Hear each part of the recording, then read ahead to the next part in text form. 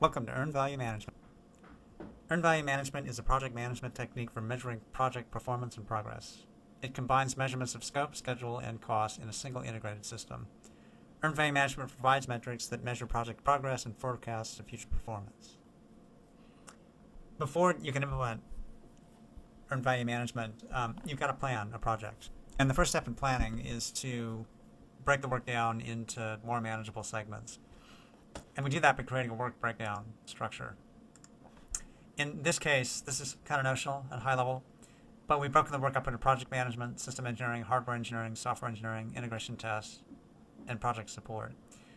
This high level work breakdown structure is further broken down into a lower level. So within project management, we have a project manager, admin support. Within system engineering, we have requirements analysis, verification, hardware engineering, design, fabrication, test, and so on. And then within this work breakdown structure, we define detailed tasks. So this part is the work breakdown structure. These are activities or tasks.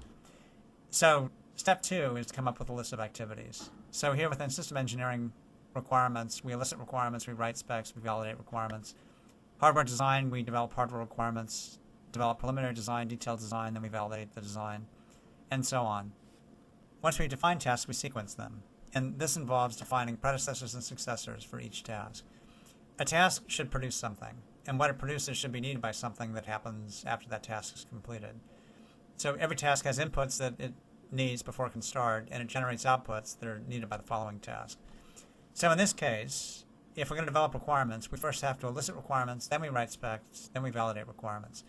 So you can't write specs until you've elicited requirements, and you can't validate requirements until you've written the specs.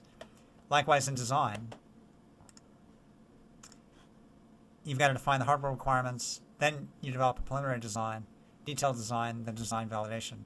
Now, hardware requirements can't be developed until number 8 up here.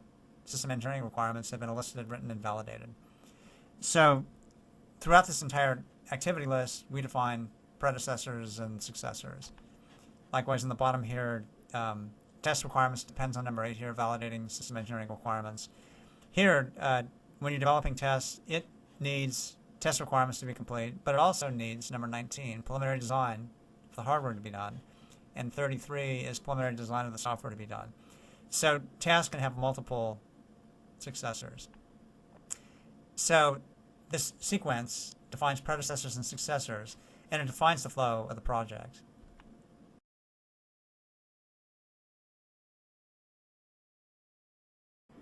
After we've sequenced activities, we estimate durations. So for each of the tasks here, we've estimated that, for instance, elicit requirements will take 10 days, writing specs is 20 days, validating requirements is 10 days, and so on for all of the tasks in the schedule. You'll notice that supplier management is 500 days, configuration management 500 days, so is project management and admin support. These are the durations down here on the bottom and on the top. And what that says is you need a project manager for the entire duration. Their tasks are level of effort. We don't define tasks for them discretely. They tend to be hard to plan. They tend to be small. These tasks here that actually produce products are the ones that are defined discretely. So something else we do when we have sequence tasks and estimated durations is look at all the tasks here that go start to finish, start to finish, start to finish. And it's these tasks that define how long the project will take. We call this the critical path that follows this path. If you notice here, these tasks, this one right here, finishes well before it's needed here. So that's not pushing the schedule. Same thing here. So we can look at that another way. All right. In a network diagram. This doesn't show durations, but it shows a sequence of tasks. It's kind of like the chart we saw 2 slides ago. And here in red is the critical path. Projects start with planning. As they progress, you keep reassessing plans. You change plans as needed. And what was the critical path could become a non-critical path. We have, say, for instance, this task sequence in here took longer than expected. This could become the critical path.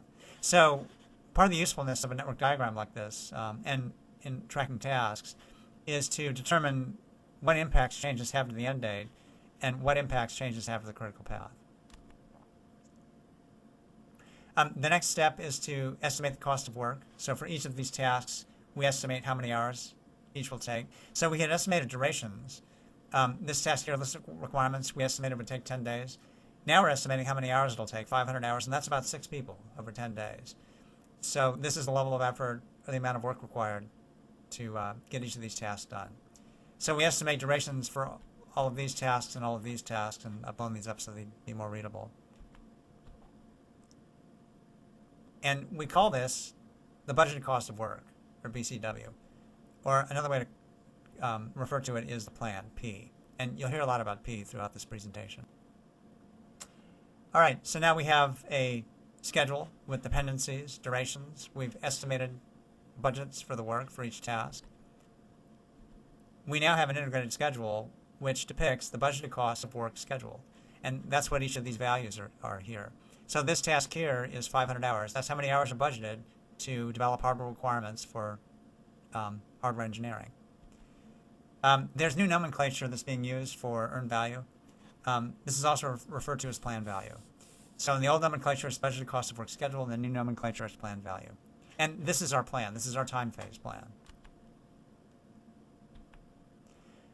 What we've now established is a performance measurement baseline. And I don't want to trivialize this. This actually is a really difficult thing to do, and it's important. It sets the stage for how you're going to execute the project. It takes a lot of work. It's very iterative. I talked about these steps you've got to take. They really don't go in sequence. You define activities, you define dependencies, and you discover you missed a few activities, you add those. You estimate durations, estimate work, and then you find you missed some dependencies, missed some activities, and it goes back and forth until you feel comfortable that you've got a good detailed plan. So once you've established this, you've got a performance measurement baseline, which consists of the cost baseline. So that's the sum total of all this estimated work, which gives you a sum total of all the hours for the project. You have a schedule baseline, which is the start and end dates and durations of all these tasks, and a scope baseline. The scope is what you're building and what you have to do in order to fulfill customer requirements. So let's say we're building a toaster satellite, kind of a silly example, but there'd be a spec for what this thing needs to do, and there'd be a statement of work that the customer would impose that would stipulate what kind of documentation needed to go along with it, and any other special requirements. All that defines the scope. The scope is realized by performing all these tasks. The tasks are laid out in a schedule, and there are estimates for each task that roll up into a cost baseline. So in managing a project, you compare progress to the performance measurement baseline, and as changes are made, if you get new scope, you assess cost and schedule impacts. If you have challenges with cost and schedule, you assess scope impacts. All three of these go together. So at some point you start the project and you perform work. So here we're depicting percent complete. This elicit requirement test is 100% done. Write specs is 100% done. And you'll notice these little progress bars within the task. That indicates how complete they are. Thermal analysis is 90% done. It's almost finished. Electrical analysis is 20% done. Ergonomics is only 5% done. And this one's 60%. So assume that we're at the end of November. These level of effort tasks, we just give a percent complete based on where you are in time. It looks like writing specs finished early. We don't know if elicit requirements finished early or late. Looks like thermal analysis started early, but it looks like validating requirements hasn't started yet, and it's late. So percent complete tells us how much progress we've made on each task. And that's part of what we collect when we perform work. And so here's an example of work performed. This is the budgeted cost of work performed. And if this were 100%, we would have performed the 500 hours. So one that actually is 100% is this 500 and 750. So the budgeted cost is 500. We perform that work. So the budgeted cost of work performed in this case is 500 hours. Likewise, the budgeted cost of this activity is 750 hours. We performed 100% of the work. The budgeted cost of that work performed is 750 hours. And in the new nomenclature, this is called earned value. So we earn 500 hours of value by finishing that task. We earn 750 hours of value by finishing that task, right spec. So something else we collect as we perform tasks. We talked about percent complete and how much value we earned. We collect actual costs.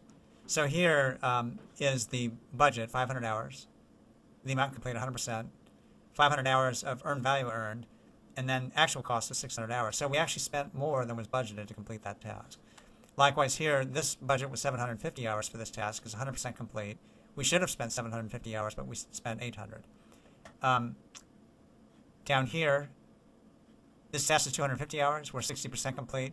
At 60%, we should have spent 150 hours of the 250, but we only spent 100. So here we're spending less than was budgeted.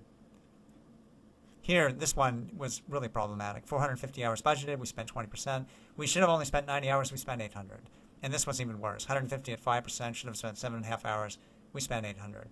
So that's significantly overrun. So here, we're collecting actual costs. We collect them per task, so we compare what was budgeted for each task to what was actually spent. And that's collected here. And we call that the actual cost of work performed. So this work here was performed at 100%. The actual cost was 600 hours. In the new nomenclature, that's called actual cost. So it's pretty